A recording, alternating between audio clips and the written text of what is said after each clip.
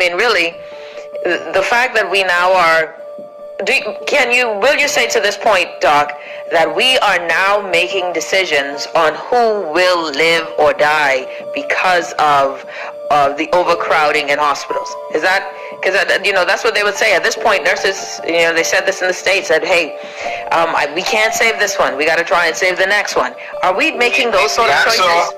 Unfortunately, and I say this with a high degree of certainty, and I understand the implications of my comment, the answer is yes, that is happening now. Yes. Yes. And this is where normally folks we would have made another choice. We would have made another choice. We would have been able to save someone if we had tried. Yes, so if you were to ask me conservatively, how many cases are there or have there been of COVID-19 in the Commonwealth of the Bahamas, either confirmed with an RT-PCR or not? I would say the number is at least 10,000. Whoa, at least 10,000, that's what you're saying.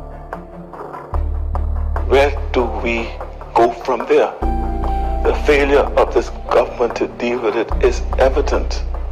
5,300 plus cases to date. Right? You have over 100 deaths. Just yesterday, we had 194 more new cases.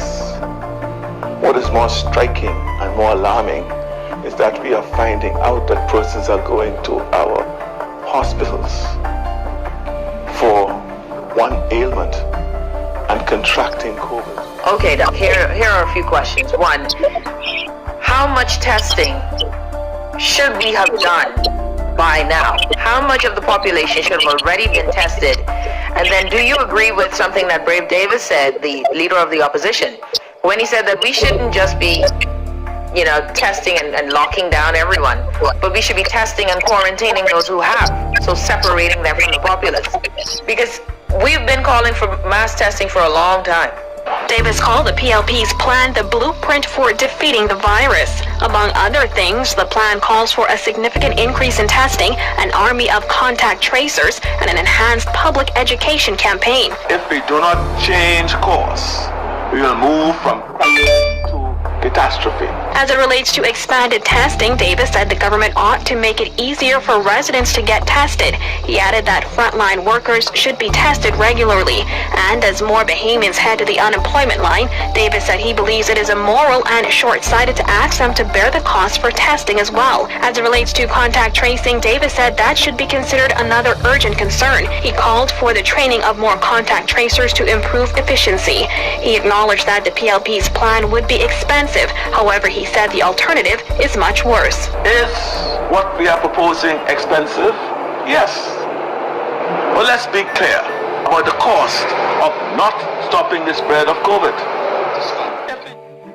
Should testing be free, be made free for us, versus persons having to get it when a lot of people are sick and can't afford $200? I think now there's one entity that has been able to reduce the price to $125 or something. So there are two entities that are supplying it for us, and maybe there are more that I'm unaware of. But should testing be something that the government does to try and get this, figure out where it is, get it under control?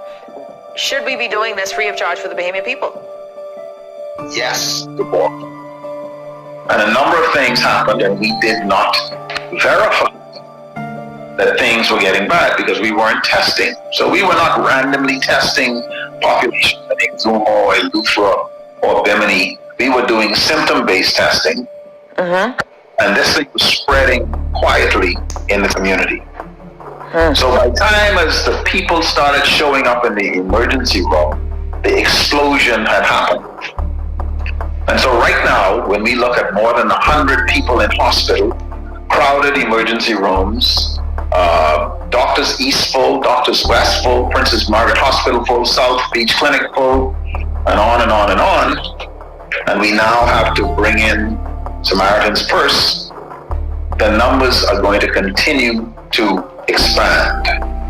Of the fact that this is a man who has said he don't listen to Brave Davis.